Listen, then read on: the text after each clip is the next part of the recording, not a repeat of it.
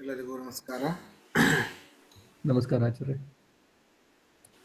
ನಮಸ್ಕಾರ. ಅಖಿಲಪೂರ್ಣ ಗುಣೈಕದೇಹಂ ನಿರ್ದೋಷಮಪ್ಯತಮಪ್ಯಖಿಲೈ ಸ್ವಕ್ಕೈಃ ಅಸ್ಯೋದ್ಭವಾದಿದಮಶೇಷ ವಿಶೇಷತೋಪಿ ವಂದ್ಯಂ ಸದಾ ಪ್ರಿಯತಂ ಸನ್ನಮಾಮಿ. ಕೃಷ್ಣಾಯ ವಾಸುದೇವಾಯ ಹರಯೇ ಪರಮಾತ್ಮನೇ ಪ್ರಣತಃ ಕ್ಲೇಶನಾಶಾಯ ಗೋವಿಂದಾಯ ನಮೋ ನಮಃ. ಅಭ್ರಮಂ ಭಂಗರಹಿತಂ ಅಜಡಂ ವಿಮಲಂ ಸದಾ ಆನಂದತೀರ್ಥಮತುಳಂ ಭಜೇತ ಪುತ್ರಯಾಪಹಂ.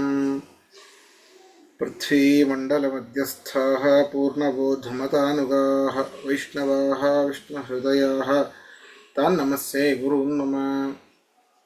ತಪಸ್ವಾಧ್ಯಾಯ ಶುಶ್ರೂಷಾ ಕೃಷ್ಣಪೂಜಾರತಂ ಮುನಿಂ ವಿಶ್ವೇಶಂ ಇಷ್ಟದಂ ವಂದೇ ಪರಿವ್ರಾಟ್ ಚಕ್ರವರ್ತಿನಂ. ಶ್ರೀ ಗುರುಭ್ಯೋ ನಮಃ. ಹರಿ ಓಂ. 14ನೇ ಅಧ್ಯಾಯದ 6ನೇ ಶ್ಲೋಕ.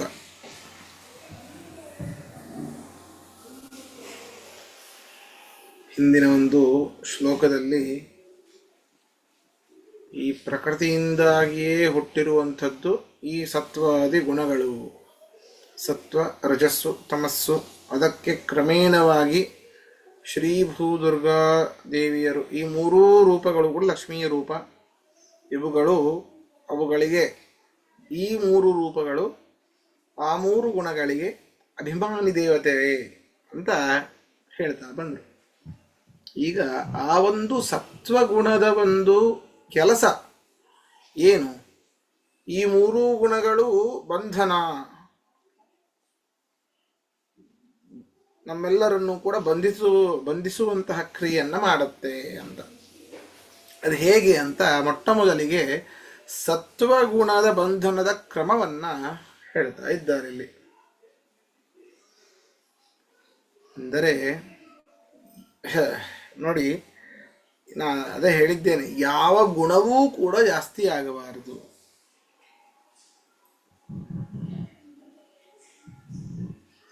ಯೋಗ್ಯತೆಯನ್ನ ಮೀರಿ ಸತ್ವಗುಣ ಜಾಸ್ತಿ ಆದರೂ ಕೂಡ ಸತ್ವಗುಣವೇ ಆಗಿರಬಹುದು, ಅದು ಬಂಧಕವೇನೇ. ನೋಡಿ ಈ ಶ್ಲೋಕದಲ್ಲಿ ತತ್ರ ಸತ್ವಂ ನಿರ್ಮಲತ್ವಾತ್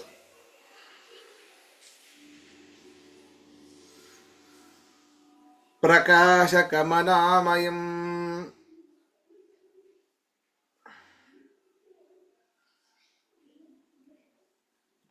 ಸುಖ ಸಂಗೇನ ಬಧ್ನಾತಿ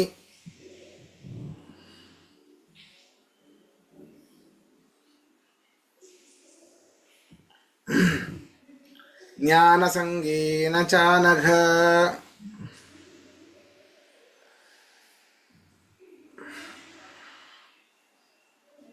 ಅರ್ಜುನನನ್ನ ಹೇ ಅನಘ, ಅನಘ ಅಂತ ಸಂಬೋಧನೆ ಮಾಡ್ತಾ ಇದ್ದಾನೆ. ಅಘ ಅಂದ್ರೆ ಪಾಪ, ಅನಘ ಅಂತಂದ್ರೆ ಪಾಪರಹಿತನೇ ಅಂತ ಅರ್ಥ. ಪಾಪರಹಿತನೇ. ಈ ಒಂದು ಮೂರು ಗುಣಗಳಲ್ಲಿ ಮೊದಲನೆಯದಾಗಿರುವಂತಹ ಈ ಸತ್ವಗುಣ ಏನಿದೆ, ಅದು ಆ ಮೂರು ಲಕ್ಷ್ಮೀ ರೂಪಗಳಲ್ಲಿ ಶ್ರೀರೂಪದ ಅಧೀನವಾಗಿದೆ. ಅಷ್ಟೇ ಅಲ್ಲ, ಆ ಸತ್ವಗುಣ ಅತ್ಯಂತ ನಿರ್ಮಲ, ಪ್ರಕಾಶಕಂ, ಜ್ಞಾನವನ್ನ ತಂದುಕೊಡುವಂಥದ್ದು. ಅದರ ಒಂದು ಕ್ವಾಲಿಟಿ, ಗುಣದ ಕ್ವಾಲಿಟಿ. ಅನಾಮಯಂ, ಆಮಯ ಅಂದ್ರೆ ರೋಗ, ಅನಾಮಯ ಅಂದ್ರೆ ರೋಗಾದಿ ಪರಿಹಾರಕವೂ ಹೌದು. ಯಾವುದೇ ಒಂದು ರೋಗ ಬರುವಂಥದ್ದು ಇಲ್ಲಿ ಶರೀರದ ರೋಗ ಅದು ಒಂದು ಹೌದು. ನಮಗೆ ಶರೀರದ ರೋಗವೇ ಆಗಿರಲಿ, ಅಜ್ಞಾನ ಅದು ದೊಡ್ಡ ರೋಗವೇ. ಅದರಿಂದ ಈ ಶರೀರದ ರೋಗ ಬಂದರೂ ಕೂಡ ದುಃಖ ಆಗತ್ತೆ, ಅಜ್ಞಾನದಿಂದಲೂ ಕೂಡ ನಮಗೆ ದುಃಖ ಆಗತ್ತೆ. ಹೌದಾ? ಆದ್ದರಿಂದ ಈ ಎಲ್ಲ ರೋಗ ಪರಿಹಾರಕವಾದದ್ದು ಈ ಒಂದು ಸತ್ವಗುಣ ಅನಾಮಯನ್ ರೋಗಾದಿ ಪರಿಹಾರಕವಾದದ್ದು. ಸುಖ ಸಂಗೇನ ಜ್ಞಾನ ಸಂಗೇನ ಬಧ್ನಾತಿ. ನೋಡಿ, ಬರೀ ಸುಖಾಸಕ್ತಿಯಲ್ಲಿ ನಮ್ಮನ್ನ ಮುಳುಗಿಸುತ್ತೆ. ಯಾವ ರೀತಿ ಸುಖ? ಕಾಮ್ಯ ಸುಖ ಅಲ್ಲ, ಅಕಾಮ್ಯ ಸುಖ. ಅಂದರೆ ನೀವು ಸತ್ವಗುಣ ಜಾಸ್ತಿ ಆದರೂ ಕೂಡ ಅವನಿಗೆ ಮತ್ತೊಬ್ಬರಿಗೆ ಉಪಕಾರ ಮಾಡಬೇಕು ಅಂತ ಅನಿಸುತ್ತೆ, ದೇವರ ಧ್ಯಾನ ಮಾಡಬೇಕು ಅಂತ ಅನಿಸುತ್ತೆ. ಅಲ್ಲರಿ, ಸತ್ವಗುಣ ಇದ್ದ ಮೇಲೆ ಅವನು ಯಾವುದಕ್ಕೂ ಬಂಧಿತನಾಗಬಾರದು. ಅಲ್ಲಿಯೇನೆ ಬಂಧನ ಕ್ರಿಯೆನೇ ಅದು. ಆ ಸತ್ವಗುಣ ಮಾಡುವಂತೆ ನಮ್ಮನ್ನ ಸಾತ್ವಿಕವಾಗಿ ಬಂಧನದಲ್ಲಿ ಇಡುತ್ತೆ ನಮ್ಮನ್ನು. ನಾವು ಮತ್ತೊಬ್ಬರಿಗೆ ಉಪಕಾರ ಮಾಡಿದ್ವಿ ಅಂತ ತಿಳ್ಕೊಳ್ಳಿ, ಅವಾಗ ಒಳಗಿಂದೇನೆ ಸ್ವಲ್ಪ ಅಹಂಕಾರ. ಹಬ್ಬ, ಈ ಒಂದು ಘೋರ ಕಲಿಯುಗದಲ್ಲಿ ಮತ್ತೊಬ್ಬರಿಗೆ ಯಾವ ನಿರ್ವ್ಯಾಜವಾದ ಉಪಕಾರ ನನ್ನ ಬಿಟ್ಟು ಇನ್ಯಾರು ಮಾಡ್ಲಿಕ್ಕೆ ಸಾಧ್ಯ? ಮತ್ತೊಬ್ರು ಹೇಳೋದು ಬಿಡಿ, ಸ್ವಲ್ಪ ಒಳಗೆ ಸ್ವಲ್ಪ ಬಂದೇ ಬರ್ತದೆ. ಪರಮಾತ್ಮನನ್ನು ಧ್ಯಾನ ಮಾಡ್ತಾ ಇದ್ದೇನೆ, ಧ್ಯಾನ ಬಂತು, ಪರಮಾತ್ಮನ ರೂಪವನ್ನು ನೋಡ್ತಾ ಇದ್ದೇನೆ, ಆನಂದ ತುಂದಿಲನಾಗಿದ್ದೇನೆ ನಾನು, ಎಷ್ಟು ಸುಖ ಆಗ್ತಾ ಇದೆ. ನನ್ನಷ್ಟು ಧ್ಯಾನ ಮಾಡೋರು ಯಾರಿದ್ದಾರೆ ಅಂತ ಸ್ವಲ್ಪ ಅಹಂಕಾರ ಬರ್ತದೆ. ಅಲ್ಲೇ ಸಿಗಿಬಿದ್ದ ಅವನು. ಜ್ಞಾನ ಸಂಗೀನ ಶಾಸ್ತ್ರಾಧ್ಯಯನ, ಸ್ವಲ್ಪ ಅದನ್ನು ತಿಳ್ಕೊಳ್ತಾ ಇದ್ದೇವೆ, ಒಂದಿಷ್ಟು ವರ್ಷ ಆಯಿತು, ಸ್ವಲ್ಪ ತಿಳ್ಕೊಳ್ತಾ ಇದ್ದೇವೆ, ಪಕ್ಕದ ಮನೆಯವರಿಗೆ ನಾನು ಸ್ವಲ್ಪ ಆಗಬಹುದು ಅಂತ ಸ್ವಲ್ಪ ಈ ರೀತಿ ಜ್ಞಾನಾಸಕ್ತಿಯಿಂದಲೂ ಕೂಡ ದೇವತೆಗಳನ್ನ ಬಂಧಿಸುತ್ತೆ. ನಮ್ಮಂಥವ್ರನ್ನ ಬಿಡಿ, ದೇವತೆಗಳನ್ನೇ ಬಂಧಿಸುತ್ತೆ. ಎಂಥಿಂಥ ದೇವತೆಗಳು ನೋಡಿ, ಇಂದ್ರದೇವನೇನೆ ಅತ್ಯಂತ ಅಂದ್ರೆ ಎಲ್ಲ ದೇವತೆಗಳಿಗೆ ಒಡೆಯ ಇಂದ್ರ. ಅವನೇ ಪರಮಾತ್ಮನ ಲಕ್ಷ್ಮಿಯ ಅನುಗ್ರಹದಿಂದಲೇನೆ ಆ ಇಂದ್ರ ಪದವಿಯನ್ನ ಪಡೆದವನವನು. ಹೌದಾ? ಅವನೇನೆ ಕೃಷ್ಣಾವತಾರದಲ್ಲಿ ಸತ್ವಗುಣ ಜಾಸ್ತಿಯಾಗಿಯೇನೆ ಕೃಷ್ಣಾವತಾರದಲ್ಲಿ ಎಷ್ಟು ಥೋ ಅಂತ ಮಳೆ ಸುರಿಸಿದ. 1 ವಾರಗಟ್ಟಲೆ ಇಂದ್ರ ಪೂಜೆ ಮಾಡಲಿಲ್ಲ ನಂದಗೋಕುಲದವರು ಅಂತ ಹೇಳಿ. ಯಾವಾಗ ಅಹಂಕಾರ ಹೋಯಿತು ಮತ್ತು ಬಂದು ಕಾಲಿಗೆ ಬೀಳ್ತಾನೆ. ಹೀಗೆ ನೋಡಿ, ಸತ್ವಗುಣವೂ ಎಲ್ಲರನ್ನೂ ಬಂಧಿಸುತ್ತೆ, ಆದರೆ ವಿಶೇಷವಾಗಿ ದೇವತೆಗಳನ್ನು ಬಂಧಿಸುತ್ತಂತೆ. ಯಾಕೆ? ಅವರಲ್ಲಿ ಸತ್ವಗುಣ ಜಾಸ್ತಿ, ಆದ್ದರಿಂದಾಗಿ ದೇವತೆಗಳನ್ನ ಅಂತ ಇಲ್ಲಿ ಪರ್ಟಿಕ್ಯುಲರ್ ಆಗಿ ತಗೊಂಡಿದ್ದಾರೆ. ಸರಿನಾ? ನಾವು ಈ ರೀತಿ ಅರ್ಥ ಮಾಡ್ಕೊಳ್ಬೇಕು, ದೇವತೆಗಳನ್ನೇ ಬಂಧಿಸಿದ ಮೇಲೆ ನಾವು ಯಾವ ಲೆಕ್ಕ ಅಂತ. ಈ ರೀತಿ ಸತ್ವಗುಣವು ದೇವತೆಗಳನ್ನು ಬಂಧಿಸುತ್ತೆ, ರಜೋಗುಣವು ಮನುಷ್ಯರನ್ನ ಬಂಧಿಸುತ್ತೆ, ತಮೋಗುಣವು ರಾಕ್ಷಸರನ್ನ ಬಂಧಿಸುತ್ತೆ. ನಾನು ನಿನ್ನೆ ಹೇಳಿದ್ದೇನೆ, ಈ 3 ಗುಣವೂ ಕೂಡ ಈ 3 ಥರ ವ್ಯಕ್ತಿಗಳಲ್ಲೂ ಇದ್ದೇ ಇರ್ತದೆ. ದೇವ, ಮನುಷ್ಯ, ರಾಕ್ಷಸ 3ರಲ್ಲೂ ಇದ್ದೇ ಇರ್ತದೆ. ಆದರೆ ಆ 3 ಗುಣಗಳಲ್ಲಿ ಯಾವುದು ಜಾಸ್ತಿ ಇರ್ತದೋ ಅವರು ದೇವತೆಗಳು. ಸರಿನಾ? ಒಬ್ಬ ನಾವು ಹೇಳ್ತೇವೆ, ಇವನು ದೇವಮಾನವ, ಅಪ್ಪ ಎಷ್ಟು ಸಾತ್ವಿಕನಿದ್ದಾನೆ, ದೇವಮಾನವ. ಅರ್ಥಾತ್ ಸತ್ವಗುಣ ಜಾಸ್ತಿ ಇರೋದ್ರಿಂದಾಗಿ ದೇವಮಾನವ ಅಂತ.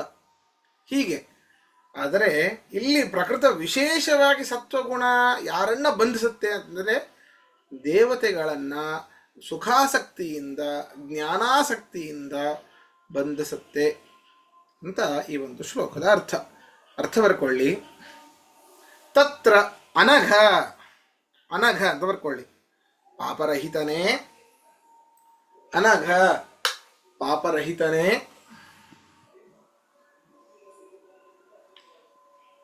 ತತ್ರ ಆ 3 ಗುಣಗಳಲ್ಲಿ, ತತ್ರ ಆ 3 ಗುಣಗಳಲ್ಲಿ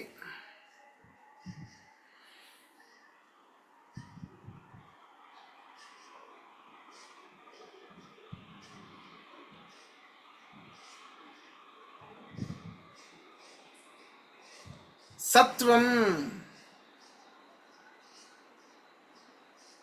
ಸತ್ವಾಭಿಮಾನಿನಿಯಾದ ಶ್ರೀತತ್ವವು, ಸತ್ವಂ ಸತ್ವಗುಣಾಭಿಮಾನಿಯಾದ ಶ್ರೀತತ್ವವು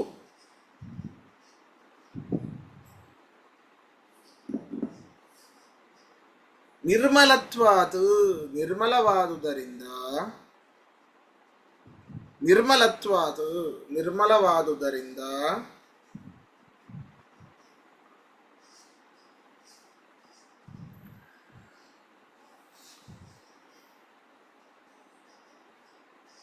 ಅನಾಮಯಂ ರೋಗಾದಿ ಪರಿಹಾರಕವಾಗಿ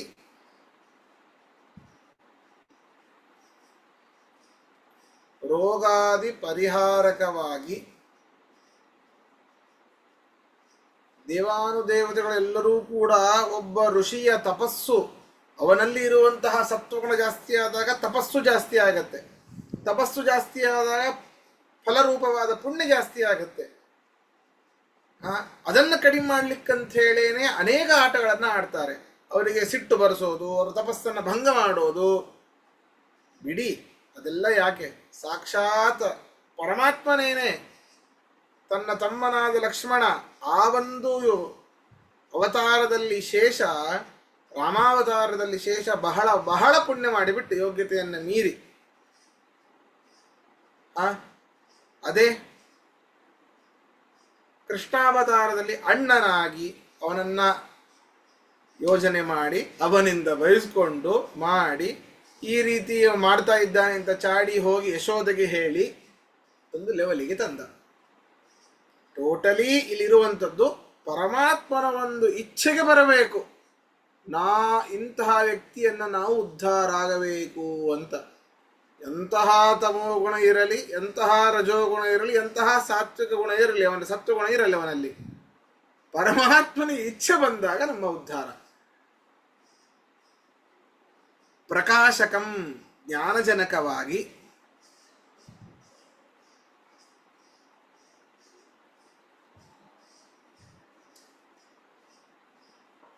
ಸುಖಸಂಗೇನ ಸುಖಾಸಕ್ತಿಯಿಂದಲೂ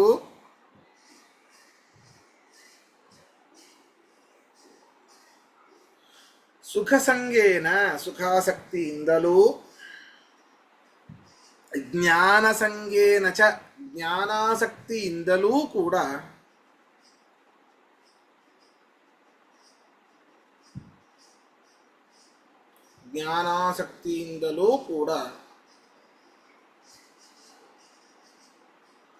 ಬಧ್ನಂತಿ ದೇವತೆಗಳನ್ನು ಬಂಧಿಸುತ್ತದೆ.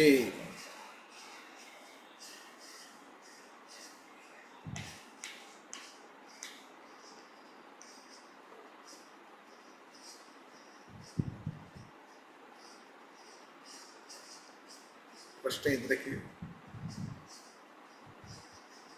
ಹರೇ ನಮಃ. ಪ್ರಶ್ನೆ ಇಲ್ಲ, ನೀವು ಉತ್ತರ ಕೊಟ್ಟಾಯ್ತು. ಒಟ್ಟಾರೆ ಅಪರೋಕ್ಷ ಜ್ಞಾನ ಬರುವವರೆಗೂ, ದೇವರ ಪ್ರಸಾದ ಸಿಗೋವರೆಗೂ ಎಷ್ಟೇ ಪುಣ್ಯ ಮಾಡ್ಕೊಳ್ಳಿ, ತಲೆ ಮೇಲೆ ನಿಂತ್ಕೊಳ್ರಿ, ಏನೂ ಆಗಲ್ಲ. ನೀವು ಇದೇ ಸಿಕ್ ಬಿದ್ದಿರ್ತೀರಿ ಇಲ್ಲೇನೆ. ಎಲ್ಲ ಜೀವಗಣಗಳು, ದೇವತೆಗಳೂ ಜೀವಗಣನೇ, ಅವರೇನು ಅಪರೋಕ್ಷ ಅಲ್ಲ. ಅಷ್ಟೇ, ಧನ್ಯವಾದ. ಈ ಹೆಸರಿಗೂ ಇಡ್ತಾರೆ ಅಲ್ಲ, ಹೆಸರು ಅಷ್ಟೇ, ಏನ್ ಡೌಟ್ ಅಲ್ಲ.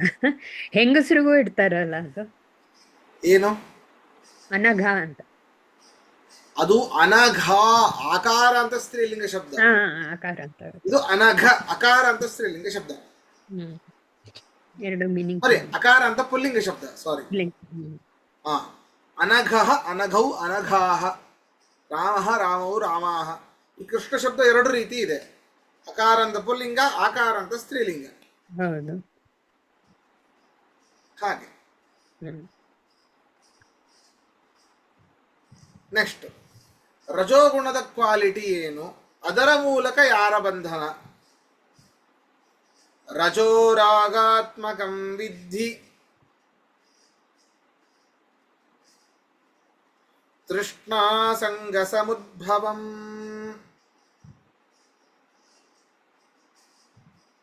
ತನ್ನಿಬಧ್ನಾತಿ ಕೌಂತೇಯ ಕರ್ಮ ಸಂಗೇನ ದೇಹಿನಂ.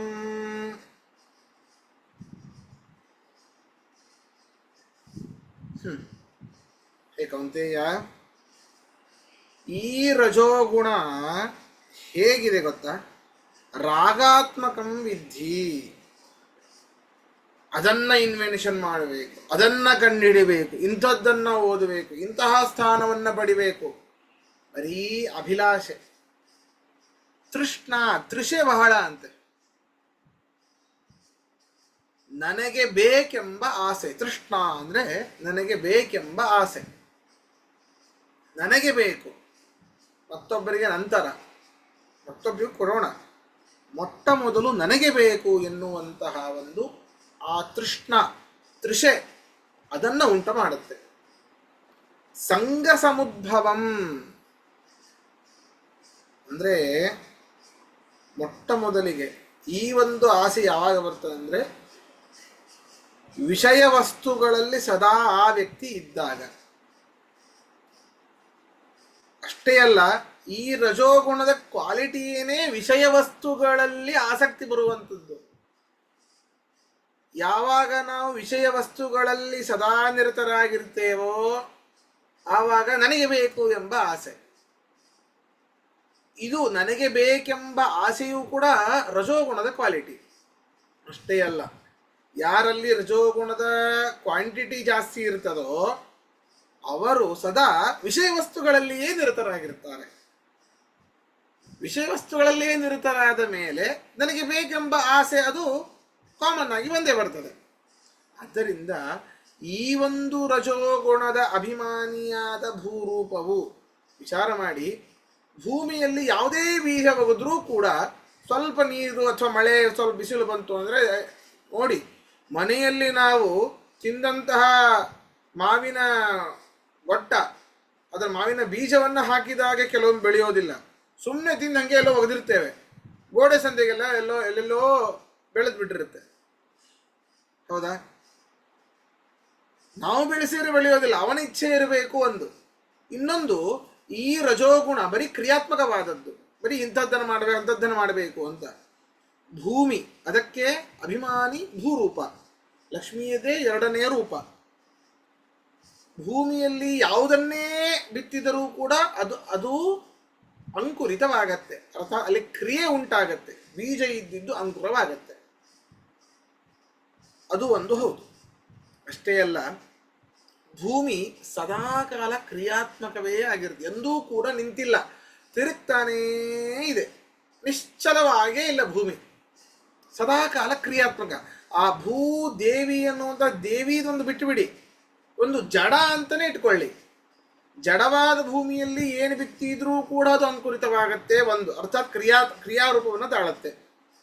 ಸೊ ಜಡವಾದ ಭೂಮಿ ಎಂದೂ ನಿಂತೇ ಇಲ್ಲ, ಸದಾಕಾಲ ತಿರುಗ್ತಾನೇ ಇದೆ, ಕ್ರಿಯಾತ್ಮಕವೇ ಆಗಿದೆ. ಆದ್ದರಿಂದ ಈ ಒಂದು ರಜೋಗುಣದ ಕ್ವಾಲಿಟಿ ಏನು? ಕ್ರಿಯಾತ್ಮಕವಾದದ್ದು. ಅದಕ್ಕೆ ಅಭಿಮಾನಿ ಯಾರು? ಚೇತನಳಾದ ಭೂದೇವಿ, ಜಡ ಅಲ್ಲ, ಭೂದೇವಿ. ಆದ್ದರಿಂದಾಗಿ ಇಂತಹ ಅಭಿಮಾನಿಯಾದ ಭೂದೇವಿಯು ರಾಗಾತ್ಮಕಂ, ಸೃಷ್ಟಿಯಾದಿ ರೂಪ ರಚನೆ ಸ್ವಭಾವವುಳ್ಳದ್ದು. ರಾಗಾತ್ಮಕಂ ಅಂತಂದ್ರೆ ಸೃಷ್ಟಿಯನ್ನ, ಹೊಸ ಹೊಸ ಸೃಷ್ಟಿಯನ್ನ, ಬೀಜ ಇದ್ದಿದ್ದನ್ನ ಅಂಕುರವನ್ನಾಗಿ ಮಾಡೋದು, ಅಂಕುರ ಇದ್ದು ದೊಡ್ಡ ಮರವನ್ನಾಗಿ ಮಾಡೋದು, ಈ ರೀತಿ ರಚನೆಯನ್ನ ಮಾಡುವಂಥದ್ರಲ್ಲಿ, ವಿಷಯ ವಸ್ತುಗಳಲ್ಲಿ ಸದಾಕಾಲ ಆಸಕ್ತಿ. ಯಾವಾಗ ಅವನು ಅದರಲ್ಲಿ ಆಸಕ್ತನಾಗ್ತಾನೋ ಆವಾಗ ತೃಷ್ಣ, ನನಗೆ ಬೇಕೆಂಬ ಆಸೆ ಬರ್ತದೆ. ಆದ್ದರಿಂದ ಈ ಎರಡು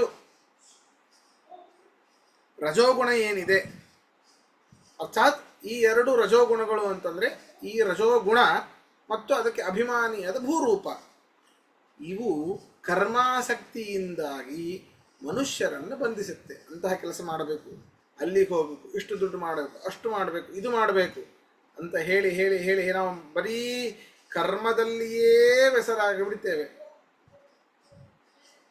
ಕರ್ಮದಲ್ಲಿಯೇ ನಾವು ವ್ಯಸ್ತರಾಗಿ ಬಿಡ್ತೇವೆ. ಆದ್ದರಿಂದ ಈ ಒಂದು ರಜೋಗುಣ ಮನುಷ್ಯರನ್ನ ಬಂಧಿಸುತ್ತೆ. ಈ ರೀತಿಯಾಗಿ ಮನುಷ್ಯರನ್ನ ಅದು ಬಂಧನೆ ಮಾಡುತ್ತೆ ಅಂತ ಈ ಶ್ಲೋಕದಲ್ಲಿ ಹೇಳ್ತಾ ಇದ್ದಾರೆ. ಅರ್ಥ ಬರ್ಕೊಳ್ಳಿ.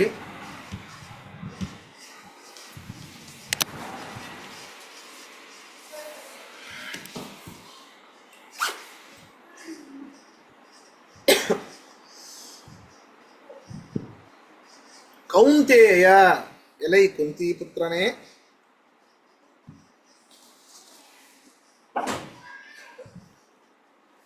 ಕೌಂತೇಯ, ಎಲೈ ಕುಂತಿ ಪುತ್ರನೇ,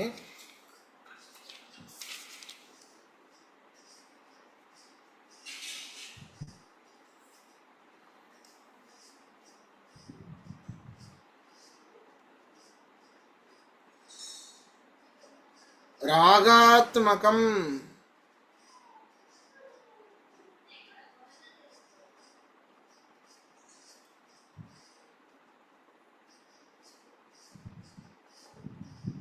ಆಸೆ ಆಸಕ್ತಿಗಳಿಗೆ ಕಾರಣವಾದ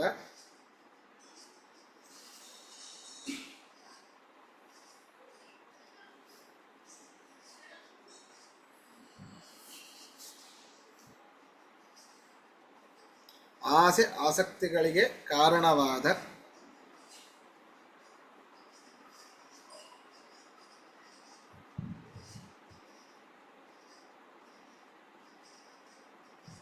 ತೃಷ್ಣಾ, ನನಗೇ ಬೇಕೆಂಬ ತೃಷ್ಣಾ, ನನಗೇ ಬೇಕೆಂಬ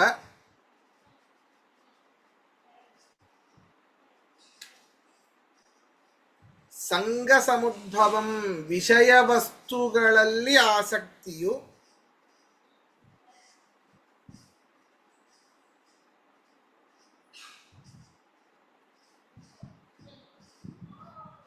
ರಜೋ ವಿದ್ಧಿ,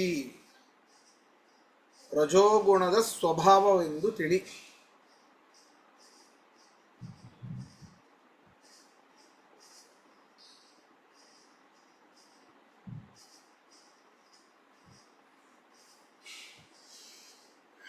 ತತ್ ಅದು, ತತ್ ಅದು,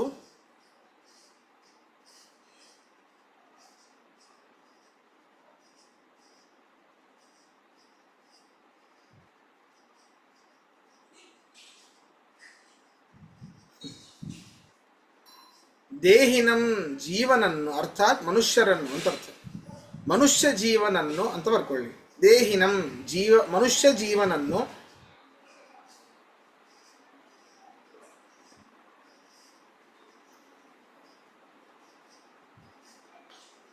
ಕರ್ಮಸಂಗೇನ, ಕರ್ಮಾಸಕ್ತಿಯಿಂದ, ಕರ್ಮಸಂಗೇನ ಕರ್ಮಾಸಕ್ತಿಯಿಂದ ಬಧ್ನಾತಿ ಬಂಧಿಸುತ್ತದೆ, ಬಧ್ನಾತಿ ಬಂಧಿಸುತ್ತದೆ.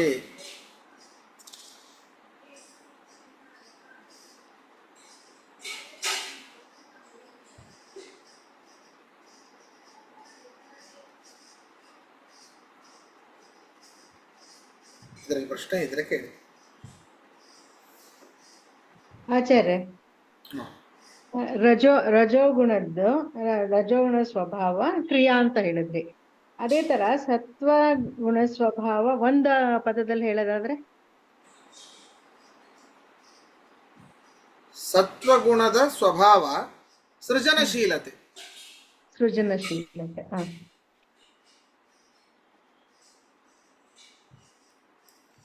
ನೋಡಿ, ನಮ್ಮ ಮನುಷ್ಯರದ್ದು ಹೇಗೆ ಹೋಗತ್ತೆ ಅಂತಂದ್ರೆ, ಈ ಭಾಗವತದಲ್ಲಿ ಆ ರಾಜ ಕೇಳ್ತಾನೆ, ಪರೀಕ್ಷಿತ್ ರಾಜ ಶುಕಾಚಾರ್ಯರಿಗೆ, ಸಾಯುವಂತಹ ಸಮಯದಲ್ಲಿ ಮುಖ್ಯವಾಗಿ ಒಬ್ಬ ಮನುಷ್ಯ ಏನನ್ನ ಜಪ ಮಾಡಬೇಕು, ಯಾರನ್ನ ಭಜಿಸಬೇಕು, ಏನನ್ನ ಕೇಳಬೇಕು, ಅವನು ಹೇಗಿರಬೇಕು. ಅದಕ್ಕೆ ಶುಕಾಚಾರ್ಯರು ಹೇಳ್ತಾರೆ, 2ನೇ ಸ್ಕಂದ 1ನೇ ಶ್ಲೋಕ ಇದು. ವರಿಯಾನೇಶತೆ ಪ್ರಶ್ನ ಕೃತೋ ಲೋಕಹಿತೋ ನೃಪಃ. ಬಾ, ಎಂಥ ಪ್ರಶ್ನೆ ಕೇಳಿದೆ ಪರೀಕ್ಷಿತ್ ರಾಜ, ಅದ್ಭುತ ಪ್ರಶ್ನೆ. ಲೋಕಹಿತಕ್ಕಾಗಿ ಕೇಳಿರುವಂಥದ್ದು ಅದ್ಭುತವಾದ ಪ್ರಶ್ನೆ ನಿನ್ನದು. ವರಿಯಾನೇಶತೆ ಪ್ರಶ್ನ, ಆತ್ಮವಿ ಸಮ್ಮತ ಪುಂಸಾಂ ಶ್ರೋತವ್ಯಾದಿಶು ಯಃ ಪರಃ. ಹೌದಪ್ಪ, ಪರಮಾತ್ಮನನ್ನ ತಿಳಿದವರು ಈ ಒಂದು ಪ್ರಶ್ನೆಗೆ ಸಮ್ಮತವನ್ನ ನೀಡ್ತಾರೆ. ಅದ್ಭುತವಾದ ಪ್ರಶ್ನೆ ಇದು ನೀ ಕೇಳಿದ್ದು ಅಂತ. ಹೇಗಿದೆ ಗೊತ್ತಾ? ಏನು ಮಾಡಬೇಕು ಅಂತಂದ್ರೆ, ನಮ್ಮ ದಿನಚರಿಯನ್ನ 2 ಶ್ಲೋಕದಲ್ಲಿ ಹೇಳ್ಬಿಡ್ತಾರೆ. ಶ್ರೋತವ್ಯ ನೀಹ ರಾಜೇಂದ್ರ ನೃಣಾಂ ಸಂತಿ ಸಹಸ್ರಶಃ ಅಪಶ್ಯತಾಂ ಆತ್ಮತತ್ವಂ ಗೃಹೇಶು ಗೃಹಮೇಧಿನಾಂ ನಿದ್ರೆಯ ಹ್ರಿಯತೆ ರಕ್ತಂ ವ್ಯವಾಯೇನ ನವಂ ವಯಃ ದಿವಾಚಾರ್ತೆ ಹಯ ರಾಜನ್ ಕುಟುಂಬ ಭರಣೇನವ.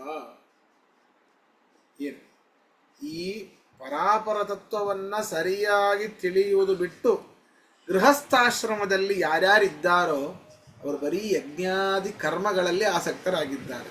ಪರತತ್ವವನ್ನು ಪರಮಾತ್ಮನ ತಿಳಿಬೇಕು ಅನ್ನುವಂತಹ ಇಚ್ಛೆ ಇಲ್ಲ. ಯಜ್ಞಾದಿ ಕರ್ಮ ನೋಡಿ, ಕರ್ಮ ಸಂಗೇನ.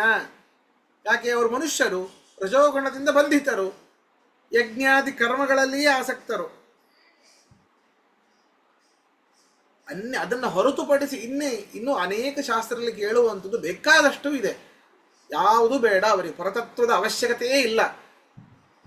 ಇನ್ನೇನು ರಾತ್ರಿ ಹೇಗೆ ಕಳಿತೀರಪ್ಪ? ನಿದ್ರೆಯ ಹ್ರಿಯತೆ ನಕ್ತಂ, ನಿದ್ರೆಯಿಂದಾಗಿ ರಾತ್ರಿಯೆಲ್ಲ ಕಳೀತೇವೆ.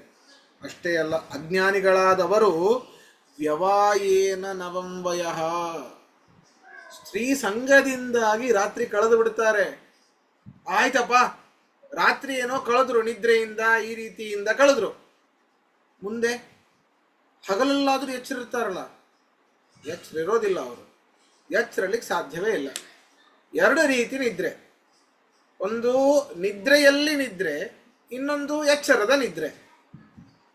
ಯಾವಾಗ ಎಚ್ಚರ ಶಬ್ದ ನಿಜವಾದ ಅರ್ಥ ಏನು ಅಂತಂದ್ರೆ, ಯಾವಾಗ ಪರತತ್ವವನ್ನು ತಿಳಿಬೇಕು ಅಂತ ಅವನಿಗೆ ಇಚ್ಛೆ ಬರ್ತದೋ ಆವಾಗ ಸ್ವಲ್ಪ ಎಚ್ಚರ ಆಗ್ತಾ ಇದ್ದಾನೆ ಅಂತ ಅರ್ಥ. ಎಚ್ಚರಿದ್ದಾಗಲೂ ಕೂಡ ಅದನ್ನು ಸಾಧನೆ ಮಾಡಬೇಕು, ಇದನ್ನು ಸಾಧನೆ ಮಾಡಬೇಕು, ನಮ್ಮ ಸಂಸಾರ ನೋಡ್ಕೊಳ್ಬೇಕು ಅಂಥೇಳಿ ಅರ್ಥೇನ ದಿವಾಚಾರ್ಥೇ ಹಯ ರಾಜನ್. ಚಾರ್ಥೇ ಹಯ, ಅರ್ಥೇ ಹಯ, ಅರ್ಥವನ್ನ ಹಣವನ್ನ ಸಂಪಾದನೆ ಮಾಡಲಿಕ್ಕೆ ಹಗಲನ್ನು ಕಳೀತಾನೆ. ಹಾಗಾದ್ರೆ ಹಗಲಲ್ಲೂ ಎಚ್ಚರಿಲ್ಲ, ರಾತ್ರಿಯಲ್ಲೊಂದು ಕೇಳಲಿಕ್ಕೆ ಹೋಗಬೇಡಿ. ಕುಟುಂಬ ಭರಣೇನವ, ತಮ್ಮ ಸಂಸಾರವನ್ನು ನೋಡ್ಕೊಳ್ಳಿಕ್ಕೆ ಅರ್ಥದ ಹಿಂದೆ ಹೋಗ್ತಾರೆ. ಅದರಿಂದ ಈ ಒಂದು ಶ್ಲೋಕ ಈ ಒಂದು ಸಮಯಕ್ಕೆ ಯುಕ್ತ ಅಂತ ಅನಿಸ್ತು. ಅದಕ್ಕೆ ಇಲ್ಲೇ ಭಾಗವತ ಪುಸ್ತಕ ಇತ್ತು, ಅದಕ್ಕೆ ಅದನ್ನು ತೆಗೆದೆ. ಅದರಿಂದ ಮನುಷ್ಯರು ಸದಾಕಾಲ ಇದರಲ್ಲಿಯೇ ಆಸಕ್ತರು. ಒಂದು ಅರ್ಧ ತಾಸು ಕೂಡಬಹುದಷ್ಟೇ. ಉದರ ಭರಣೇನ, ಕುಟುಂಬ ಭರಣೇನ, ಎಲ್ಲ ಭರಣಗಳ ಆಭರಣದ ಭರಣಗಳು ಇವೆಲ್ಲವೂ ನಡೀತಾ ಹೋಗುತ್ತೆ ಮುಂದೆ ಮುಂದೆ ಮುಂದೆ ಮುಂದೆ. ಬರೀ ಅದರಲ್ಲೇ ವಿಚಾರ. ಎಷ್ಟಂತ ಮಾಡಿವು, ಎಷ್ಟಂತ ಓದಿದೆವು ನಾವು. ಮಿನಿಮಮ್ 6 ತಾಸಂತೂ ನಿದ್ರೆ ಬೇಕೇ ಬೇಕು. ಹಗಲೊತ್ತಿನಲ್ಲಿ ಬೇರೆ ಯಾವುದೋ ಚಿಂತೆ. ಎಂತಹ ಮನುಷ್ಯ ರಿಟೈರ್ಡ್ ಆಗಿದ್ರೂ ಕೂಡ ಅವನು ರಿಟೈರ್ಡ್ 60 ವರ್ಷ ಆದ್ಮೇಲೆ ಆಗಿಲ್ಲ. ಯಾವಾಗ ಪರತತ್ವದ ಬಗ್ಗೆ ಆಸಕ್ತಿಯೇ ಹೊರಟೋಯ್ತು, ಅವನಿಗೆ ತಿಳಿಬೇಕು ಅಂತ ಆಸಕ್ತಿ ಇಲ್ಲ, ಆವಾಗೇ ಅವನು ರಿಟೈರ್ಡ್ ಆಗೋಗ್ಬಿಟ್ಟಿದ್ದಾನೆ. ಅದರಿಂದ ಈ ಮನುಷ್ಯರು ರಜೋಗುಣದ ಸ್ವಭಾವದಿಂದಾಗಿ ಅವರು ಬಂಧಿತರಾಗಿರುತ್ತಾರೆ, ಸದಾಕಾಲ ಕರ್ಮದಲ್ಲಿಯೇ ಆಸಕ್ತರಾಗಿರುತ್ತಾರೆ ಅಂತ ಶ್ಲೋಕದಲ್ಲಿ ಹೇಳ್ತಾ ಇದ್ದಾರೆ. ಸರಿ, ಹಾಗಾದ್ರೆ ಇವತ್ತಿನ ಪಾಠ ಮುಗಿಸೋಣ. ಇಲ್ಲ ಆಚಾರ್ಯ, 1 ನಿಮಿಷ, ಆಚಾರ್ಯ 5 ನಿಮಿಷ ಇದೆ ಇನ್ನು. ಹಾ, ಸುಮ್ನೆ ಹಂಗೆ ಬಿಟ್ಬಿಡ್ತೀರಿ ಅನ್ಕೊಂಡ್ಬಿಟ್ರ? ಹಾ ಕೇಳಿ. ಇದು ಪ್ರಾಬ್ಲಮ್ ಏನು ಅಂತ ಹೇಳಿದ್ರಿ, ಅದಕ್ಕೆ ಪರಿಹಾರ ಏನು ಅಂತ ಹೇಳಿದ್ರು. ಎಲ್ಲ ಅವನೇ ಹೇಳ್ತಾನೆ, ಕೃಷ್ಣ ಇರೋದೇ ಅದಕ್ಕೆ. ಏನ್ ಹೇಳ್ದ ಅಂತ ಕೇಳ್ತಾ ಇರೋದು ಭಾಗವತದಲ್ಲಿ. ಭಾಗವತದಲ್ಲ, ಪರಮಾತ್ಮನ ಚಿಂತನೆಯನ್ನ ಮಾಡಬೇಕು. ಭಾಗವತ ಕೇಳ್ತಿದ್ದೀರಾ? ಸರಿ. ಗೀತಾನಲ್ಲಿ 12ನೇ ಅಧ್ಯಾಯದಲ್ಲಿ ಹೇಳ್ತಾನೆ, ಅದು ಗೊತ್ತು. ಆದ್ರೆ ಇದಲ್ಲಿ ಈ ಭಾಗವತದಲ್ಲಿ ಏನ್ ಹೇಳಿದ್ರು, ಪರೀಕ್ಷಾ ರಾಜಗೆ ಆಗೋಯ್ತಲ್ಲ ಟೈಮ್ ಔಟ್, ಈಗ 7 ದಿನಕ್ಕೆ ಸತ್ತೋಗ್ತಾನ ಅವನು. ಅವನ್ಗೇನ್ ಮಾಡ್ಬೇಕು ಅಂತ. ಅಲ್ಲ, ಮುಖ್ಯವಾಗಿ ಪರಮಾತ್ಮನ ಒಂದು ತತ್ವ ಅಂತ ಏನ್ ಹೇಳ್ತಾ ಇದ್ದೀರಿ, ಅದನ್ನು ತಿಳ್ಕೊಳ್ಬೇಕು. ಅಲ್ಲ, ಅದನ್ನು ತಿಳ್ಕೊಳ್ಬೇಕಂದ್ರೆ ಮನಸ್ಸು ಬರಬೇಕಲ್ಲ. ಹೌದು, ನೀನು ಮನುಷ್ಯ ಕರ್ಮದಲ್ಲಿ ಸದಾಕಾಲ ಬದ್ಧ, ಹೌದಾ? ಹಾಗಾದ್ರೆ ಕರ್ಮರೂಪವಾದ ಪ್ರಾಣಾಯಾಮಾದಿಗಳನ್ನ ಮಾಡು, ಮನಸ್ಸನ್ನ ಹಿಡಿತದಲ್ಲಿ ಇಟ್ಕೊಳ್ಳಿಕ್ಕೆ. ನೋಡಿ ಎಂಥ ಅದ್ಭುತ! ನಮ್ಮ ಸಂಧ್ಯಾವಂದನೆಗಳಲ್ಲಿ ಸ್ತ್ರೀಯರ ಈ ಗುರುಮಂತ್ರದಲ್ಲಿ ಯಾಕೆ ಪ್ರಾಣಾಯಾಮ ಇಟ್ರು? ನಮ್ಮ ಮನಸ್ಸನ್ನ ಹಿಡಿತದಲ್ಲಿ ಇಟ್ಕೊಳ್ಳಿಕ್ಕೆ ಪ್ರಾಣಾಯಾಮಾದಿಗಳನ್ನು ನೀನು ಮಾಡು. ಪರಮಾತ್ಮನ ಚಿಂತನೆಯನ್ನ ಹೇಗೆ ಹೇಗೆ ಮಾಡಬೇಕು ಅಂತ ಅದ್ಭುತವಾಗಿ ಹೇಳ್ತಾರೆ, ಎಳೆ ಎಳೆ ಎಳೆಯಾಗಿ ಬಿಚ್ಚಿಡ್ತಾರೆ. ನಮಗೆ ವಿಚಾರ ಮಾಡಿ, ನಾವೇನೋ ಪರಮಾತ್ಮ ರೂಪವನ್ನು ಚಿಂತನೆ ಮಾಡಬೇಕು, ಹೌದಪ್ಪ, ಪರಮಾತ್ಮನ ಧ್ಯಾನವನ್ನ ಮಾಡಬೇಕು, ಅದಕ್ಕೆ ಮನಸ್ಸು ಬೇಕು, ಅದಕ್ಕೆ ಪ್ರಾಣಾಯಾಮ ಮಾಡು, ಹೌದು. ಈಗ ನಿಮಗೆ ಧ್ಯಾನ ಅಂದ್ರೆ ಗೊತ್ತಿದೆ, ಧ್ಯಾನ ಅಂದ್ರೆ ಕಣ್ಮುಚ್ಚೋದು, ಪರಮಾತ್ಮನ ಒಂದು ರೂಪವನ್ನ ನೋಡ್ತಾ ಇರೋದು.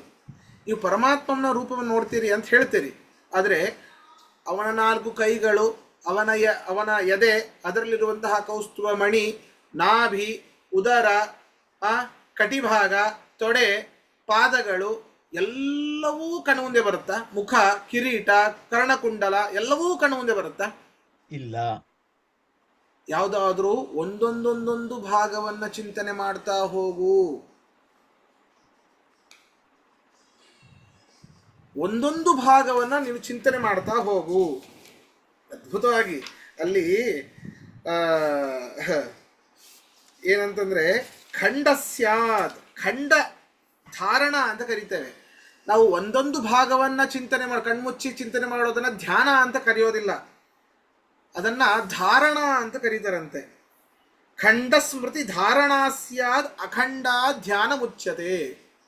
ಅಖಂಡವಾದದ್ದು ಅಂತಂದ್ರೆ ಸಂಪೂರ್ಣ ಪರಮಾತ್ಮನದ್ದು ಏನಿದೆ, ಸಂಪೂರ್ಣ ಪರಮಾತ್ಮನ ಎಲ್ಲ ಅವಯವಗಳ ಸಹಿತವಾದದ್ದನ್ನ ನಾವೇನು ಧ್ಯಾನ ಮಾಡುತ್ತೇವೆ, ನಾವೇನು ಚಿಂತನೆ ಮಾಡುತ್ತೇವೆ, ಅದು ನಿಜವಾದ ಧ್ಯಾನ. ನಾವು ಸದ್ಯಕ್ಕೆ ಪರಮಾತ್ಮನ ಪಾದಗಳನ್ನ, ತದನಂತರ ಪರಮಾತ್ಮನ ಪಾದದ ಪಕ್ಕದಲ್ಲಿರುವಂತಹ ಗಂಟುಗಳನ್ನ, ತದನಂತರ ಅವನ ಪಾದದ ಮೇಲಿನ ಭಾಗ ಮೀನಗಂಡವನ್ನ, ಅವನ ಮೊಣಕಾಲನ್ನ, ಅವನ ತೊಡೆಗಳನ್ನ, ಅವನ ಕಟಿಭಾಗವನ್ನ, ಅವನ ನಾಭಿಯನ್ನ, ಈ ರೀತಿ ಬರ್ತಾ ಬರ್ತಾ ಬರ್ತಾ ಚಿಂತನೆ ಮಾಡ್ತಾ ಹೋಗ್ಬೇಕು. ಇಲ್ಲಿ 2 ಅರ್ಥ ಇದೆ. ಧಾರಣ, ಸಮಯ ಆಯ್ತಾ? ಇಲ್ಲ, ಇದೆ, 2 ನಿಮಿಷ ಇದೆ. ಧಾರಣ ಮತ್ತೆ ಧ್ಯಾನ ಅಂತಂದ್ರೆ ಅದನ್ನೇ ಹೇಳಿದೆ, ಬರೀ ಇಲ್ಲಿ ಅವಯವಗಳನ್ನ ಚಿಂತನೆ ಮಾಡೋದನ್ನೂ ಧಾರಣ ಅಂತ ಕರೀತಾರೆ. ಅಷ್ಟೇ ಅಲ್ಲ, ನಾವು ಈಗ ಪರಮಾತ್ಮನ ಸಂಪೂರ್ಣವನ್ನ ಚಿಂತನೆ ಮಾಡ್ತಾ ಇದ್ದೀವಿ ಅಂತ ತಿಳ್ಕೊಳ್ಳಿ. ಈಗ ಒಂದು 5 ನಿಮಿಷ ಮಾಡಿದ್ವಿ, ಸಂಪೂರ್ಣ ಅವಯವಗಳ ಸಹಿತವಾದ ಪರಮಾತ್ಮನ ರೂಪವನ್ನು ಚಿಂತನೆ ಮಾಡಿದ್ವಿ. ಇವತ್ತು 5 ನಿಮಿಷ ಮಾಡಿದ್ವಿ, ಒಂದು ಅರ್ಧ ಗಂಟೆ ಬಿಟ್ವಿ, ಮತ್ತೊಂದು 5 ನಿಮಿಷ ಮಾಡಿದ್ವಿ, ಒಂದು ಅರ್ಧ ಗಂಟೆ ಬಿಟ್ವಿ, ಮತ್ತೊಂದು 5 ನಿಮಿಷ ಮಾಡಿದ್ವಿ. ಸಂಪೂರ್ಣ ಅವಯವಗಳಿದೆ, ಪರಮಾತ್ಮ ಸಮಸ್ತ ರೂಪ ಇದೆ. ನಾವು ಬಿಟ್ಟು ಬಿಟ್ಟು ಚಿಂತನೆ ಮಾಡೋದನ್ನು ಕೂಡ ಧಾರಣ ಅಂತ ಕರಿತೇವೆ. ಧ್ಯಾನ ಅಂತಂದ್ರೆ ಸಮಸ್ತ ಪರಮಾತ್ಮನ ಅವಯವಗಳಿಂದ ಸಹಿತವಾದಂತಹ ಸಂಪೂರ್ಣ ಅವಯವಗಳ ಸಹಿತವಾದ ಪರಮಾತ್ಮ ರೂಪವನ್ನ ಬಹಳ ಹೊತ್ತು ಚಿಂತನೆ ಮಾಡೋದನ್ನ ಧ್ಯಾನ. ಹಾಗಾದ್ರೆ ಧಾರಣ ಅಂತಂದ್ರೆ 2 ರೀತಿ. ಬರೀ ಅವಯವಗಳನ್ನ ಚಿಂತನೆ ಮಾಡುವುದನ್ನೂ ಧಾರಣ ಅಂತ ಕರಿತೇವೆ, ಸಮಸ್ತ ಅವಯವಗಳಿಂದ ಸಹಿತವಾದಂತಹ ಪರಮಾತ್ಮ ರೂಪವನ್ನು ಚಿಂತನೆ ಮಾಡೋದನ್ನೂ ಬಿಟ್ಟು ಬಿಟ್ಟು ಬಿಟ್ಟು ಚಿಂತನೆ ಮಾಡೋದನ್ನು ಧಾರಣ ಅಂತ ಕರಿತೇವೆ. ಸಮಸ್ತ ಅವಯವಗಳಿಂದ ಸಹಿತವಾದ ಪರಮಾತ್ಮ ರೂಪವನ್ನ ಅಖಂಡವಾಗಿ ಚಿಂತನೆ ಮಾಡೋದನ್ನ ಧ್ಯಾನ ಅಂತ ಕರಿತೇವೆ. ಆದ್ದರಿಂದ ಈ ರೀತಿ ಚಿಂತನೆ ಮಾಡ್ತಾ ಹೋಗಬೇಕು. ಇಂತಿಂಥ ರೂಪಗಳು, ಇಂತಿಂಥ ಅವನ ಪಾದಗಳು ಈ ಎಲ್ಲ ಸ್ಥಳದಲ್ಲಿ ಇವೆ ಎಂಬುದಾಗಿ ಹೇಳ್ತಾ ಇದ್ದಾರೆ. ಇದನ್ನು ನಾಳಿನ ಪಾಠದಲ್ಲಿ ನೋಡೋಣ. ಶ್ರೀಕೃಷ್ಣಾರ್ಪಣಮಸ್ತು. ಮತ್ತೆ ಅದು ಎಷ್ಟನೇ ಅಧ್ಯಾಯ, ಎಷ್ಟನೇ ಶ್ಲೋಕ ಅಂತ ಹೇಳ್ಬಿಡ್ತೀರಾ? 2ನೇ ಸ್ಕಂದ, 2ನೇ ಸ್ಕಂದದಿಂದಲೇ ಶುರು ಆಗ್ತಾ ಹೋಗುತ್ತೆ. ಅಲ್ಲ, ಭಾಗವತದಲ್ಲಿ ಇವಾಗ ನೀವು ಹೇಳಿದ ಶ್ಲೋಕ. ಹೌದು ಹೌದು ಹೌದು, 2ನೇ ಸ್ಕಂದದ 1ನೇ ಶ್ಲೋಕ. ಭಗವದ್ಗೀತೆಯಲ್ಲಿ 8ನೇ ಅಧ್ಯಾಯ 10ನೇ ಶ್ಲೋಕದಲ್ಲಿ ಗುಣಗಳನ್ನ ಹಿಂಗೆ ಕಾನ್ಸಂಟ್ರೇಟ್ ಮಾಡಬೇಕು ಅಂತ ಕೃಷ್ಣ ಹೇಳ್ತಾನೆ. ಧನ್ಯವಾದ.